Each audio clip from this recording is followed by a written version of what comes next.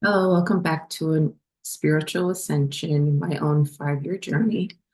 Thank you for being here and for following along. If you're just coming into this video now for the first time, please go back to the intro video and go from there.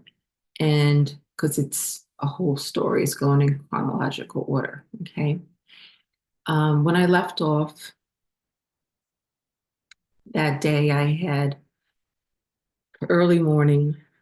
Slept in various places, a parking garage. Um, and then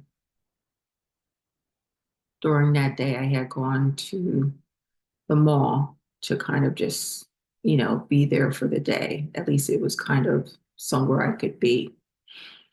What I forgot to say is the bag of journals I had been carrying, it got really wet and soaked through from the rain the night before. So a lot of the writing was smeared and the pages were soaked. While I was at the mall, I'm like, you know what? I was just like too through at that point. So I'm like, you know what? I'm just gonna get rid of them. So I probably had about 9, 10 journals of it, information years, a couple years of journaling. And I just went to one of the garbage cans in the middle of the mall and just threw them all out. Which also made my load lighter because, again, I didn't know where I was going and where I was going to stay that night. So I walked from there to the hospital, and that's probably about a 3 mile walk, I'm going to say. And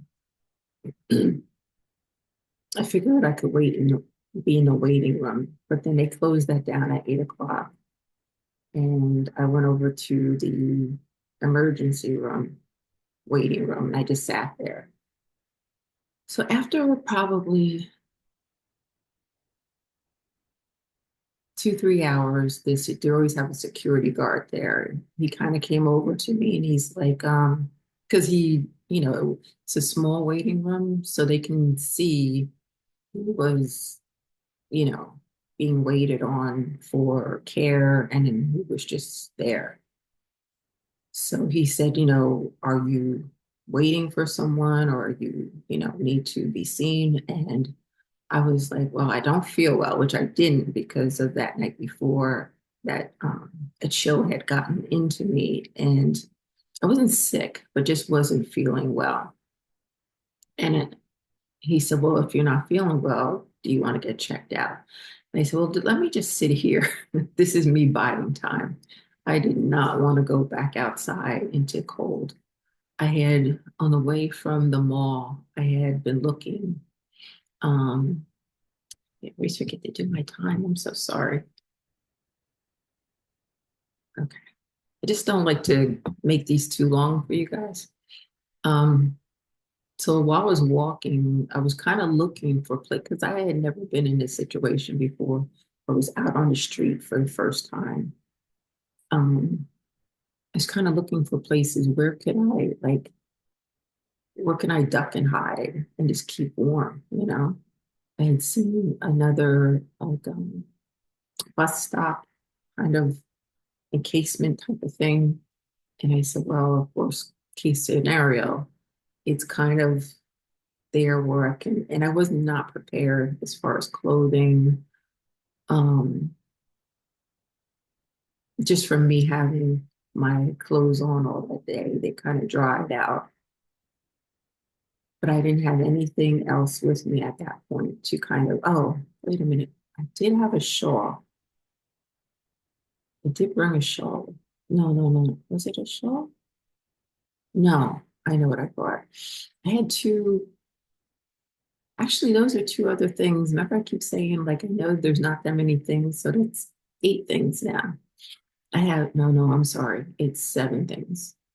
So I have a beautiful scarf that I had gotten maybe 10 or more years ago, leopard print scarf, and I just absolutely love it. And I brought that with me from um, New York, and I bought another. scarf. And they were kind of not thick, they were thin, but at least I could wrap those around me kind of to fend off the cold. So I said, well, if I have to sit anywhere, I can sit in this like bus stop thing and kind of just cover myself. I think I had a hat. And then later on, I'll tell you, I discovered that I had gloves. But I didn't even know that at that point that I had put gloves in the same part where I had the scarves. But that night when it was so cold, my hands were freezing. I didn't realize that I had a pair of gloves, wool, actually they're wool gloves with me. Anyway, um, I'm trying not to act like I have nowhere to go. I'm sitting in the emergency room. And I think the guard, kind of felt sorry for me. I think he knew what my situation was. And I had told him, I said, if you want me to check into the ER, I will. But I said, let me just sit here and see if I feel better. And I could see that the nurses or whatever were walking by and stuff and kind of giving me a little side eye. But at this point, I did not. You get to this point where you don't care, as much as my ego and um, pride had been in place before, where I would never think that I would ever be in a million years in that type of situation. Your ego and pride kind of go out the window because you're just surviving now. And I think he came up to me maybe around now midnight. And he was like, are you still not feeling well? And I said, well, I made up a story because I did not want to go back out. And I told him, I said, I didn't know how long I was going to be here. And I have someone picking me up around 4 o'clock. So they won't be back till 4 o'clock in the morning to get me. So he said, okay. Um, you know, you realize the things that you'll do just in order to survive and like anyway. Um, so he didn't say anything else to me the rest of the night. And I kind of just put my head over like on the handle of the chair and just kind of like dozed off a couple times. I didn't want to look like I was just there to sleep because then they would have kicked me out. But I think he also realized that I probably had nowhere to go and wasn't giving me a hard time. So now around 4 o'clock, I get up and I use the restroom and I gotta wash my face and then I head out. And it's probably it was more around 4:30 or so. And again, I knew that Dunkin' Donuts that was nearby wasn't gonna open till 6, I think. So still had some time to waste. I'm trying to think of where I went. I might have headed back to the grocery store where I had gone before and was able to use that bathroom there. And then I think I remember sitting on like a cement stoop type of thing for a while. And I was just so happy that I had been out of the cold that night. And then at 6 o'clock, the Dunkin' Donuts had opened and I went there. And at this point, I like really had no money. So I was counting change out. And I remember the cashier or whatever at the Dunkin' Donuts, she really like looked at like it's so funny how people perceive you in one way. Um, that I was here counting out change to give her just to have like a donut. And I hadn't eaten anything since the morning before when I had a donut then also. So I had survived 24 hours really fast. And that's another thing too, which I'll talk more about, is when you're going through this initiation into your journey, there is not only this cleansing part, this purification, as I talk about in one of my courses, but also there's this need to rid yourself because you're going into like spiritual holy ground. Okay, if this makes any sense to you. And in order to do that, it's kind of like, I'll talk more about the shaking, but at this point I was like fasting because I had like no money for food. So I got another donut and I sat there for a couple hours. And I'm like, okay, like this is decision day. Like I have no more answers. I think around 12 o'clock or so, I can't remember exact time. I still have one train ticket left, and that would have brought me back to the town that I had been living in. And I said, okay, I don't know what I'm going to do from there, but something's telling me, and that's the thing too, is starting to listen to your intuition. They also say fasting really gives you clarity, like of mind, like it really clears out your mind. So I had decided around noonish time, I went and I took the train, only one stop back to the town that I had um, been in initially. And I knew there was a library there. So now we are on, that was Monday before. So now we're on Tuesday morning. So I get to the library and I figure, okay, I could spend the day here reading, I have my laptop, whatever. But I said, I do not know what I'm going to do when I think the library closed at 7. I said at 7 o'clock, I don't know what I'm going to do. I have no answers at this point. And I started to kind of get fearful. So the heading of this video is about the people that you meet along the way. Interestingly enough, there had been a guy that I had a relationship with. Oh my goodness, 2010, and this is now 2023, so 13 years ago. Short relationship, and all of a sudden, probably in February, he contacted me through like Facebook or something like that. And I was always now skittish about why people come back into my life, because like if I don't want, I knew people were being put out of my life, and I didn't want to bring anyone back into my life that shouldn't be there.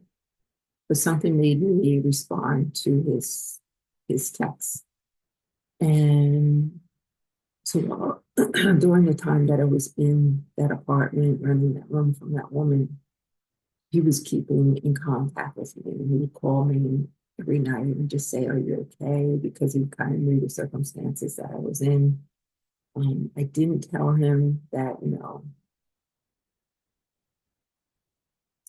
that I had ran out of money and didn't know what I was going to do. But I just said, like, the atmosphere that I was living in at that time, like, he was kind of soothing and saying, it'll be all right.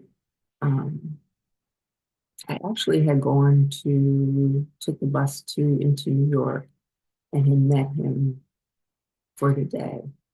And we had lunch and talked, and I hadn't seen him in 13 years. So it was kind of weird to now see him older and he was seeing me older.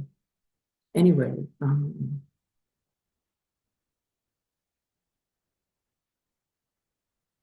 there was also, in addition to him, when I was doing readings during that time, that after I had quit my job, when I was doing readings, this older woman had reached out to me for a reading. And I forget what she was. She was involved in some group that had originated in Japan. And it was like a healing group. I forget what they're called. I need to look them up. But since I had been doing healing, I was really interested in whatever this group was. So the thing, she had said, well, why don't you come and attend one of our meetings? We're having some kind of event on this specific, I think it was a Sunday or something. And actually, that Sunday was the same day that I was able to go meet my other friend.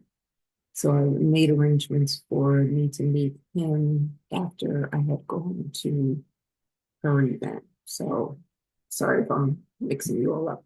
So I went into the city on that Sunday and went to her event, and we had lunch. And then I met up with him and we kind of just walked around the city. If you know anything about the city, we ended up in Madison Square. Uh, Madison Square. People were out playing music and everything, and it was like old times. So then later on, we went and we had dinner, and then I left back on the bus and went home. So it was like something about events happening later on, two events happening in the same day that are very significant. Plus, these two people, like I had stayed in touch with her after that initial reading I had done with her, and told her, like, I was interested in hearing more about this healing organization that she was involved in. And also, I was just thankful to him because I didn't have anyone else to really talk to about the circumstances I was in at that time. Anyway, so now I'm at the library, and it's getting now to be about 5 o'clock. And I'm like, I don't know what I'm going to do. Like, I do not want to just go back out in the cold again just tonight and just roaming around. His birthday was the day before that. And we had been talking every day. And I didn't contact him because I didn't want him to kind of say, ask me, are you all right? What's going on? I didn't want to put that on him while it was his birthday. So around 5 o'clock, now it's getting late. I know I have about 2 hours until I'm going to have to leave the library and go back out into the cold. And I had been hearing, my intuition, hearing that allow other people to help you. And I've always been one to only, I got to do for myself, don't accept help, do for yourself. But my intuition kept saying, allow others to help you. The young girl that I had told you about that I had met in the shelter, we had kind of lost contact at that point. And I was so desperate at this, that I said, well, let me try to call her and see if she'll let me come and stay with her for a minute or. And when I tried to call her, I don't know, the call wouldn't go through. So I'm like, oh, wow, like, what am I going to do? So I'm sitting there and I'm starting to get more and more like anxiety just coming up that I do not want to go in that cold again.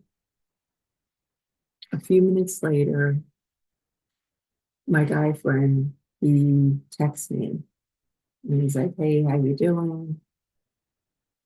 And I'm like, I'm not doing good. And he's like, what's wrong? And so because he didn't know what we had been going on with me before, it's kind of like through text, I'm explaining to him that I left where I was and I'm kind of out on the street. And he's like, what? He's like, how did this happen? And so forth and so on. And like, I don't have any money. I don't have anywhere to go. And he's like, okay, I'll send you $100. I was like, oh my God, thank you, thank you.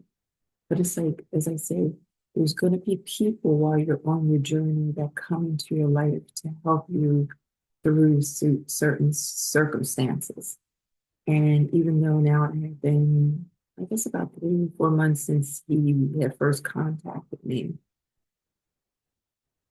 and we hadn't been in touch for 13 years, you know, there was a meeting for him to come into my life 13 years ago in order for him, like, that we have a soul contract that he was fulfilling for me at this point. So he sent me $100. And so I looked on one of the, what do you call it, hotel apps. And the cheapest hotel that I could find was a few towns away. And I would have to get an Uber, like, to go there. And I didn't want to use up too much of this money because I didn't know where else I was going to go. So I called an Uber, and now it's almost getting to be 7 o'clock at this point. So it's like just in time. That's another thing. It always seems to do things at the 11th hour, like when you're like, oh my God, like what am I going to do? Like most desperate. Um, but I was able to take the Uber, um, and I had booked the hotel, and I went right to the hotel. And nearby was a Burger King. So as soon as I checked in, I was just like, oh my God, like just so thankful to have a bed and to have some room and everything. And then I walked across and went to Burger King. And again, I didn't want to, I was so hungry because we had been like, I guess at that point, 24, 18, 30, they said 36 hours since I had no, actually longer than that. Since I Sunday morning, this is now Tuesday night. Sunday morning since I had a good meal.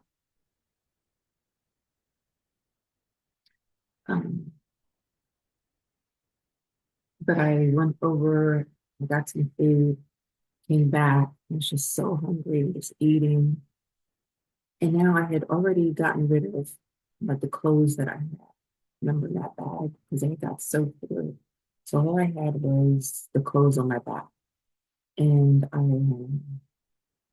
washed everything out and hung up everything. I was hoping that everything would be dry. I had until 11 o'clock the next morning that I had to check out. So I was just so thankful to have that night to be able to get some decent sleep in the warmth of your room, and then in the morning to get up and then still have some time until I had to leave the next day.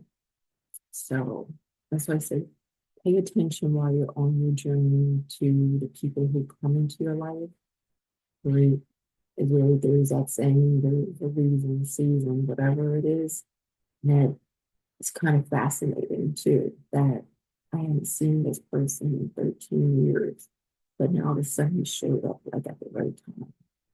And also this woman who later on will play a big part in my story.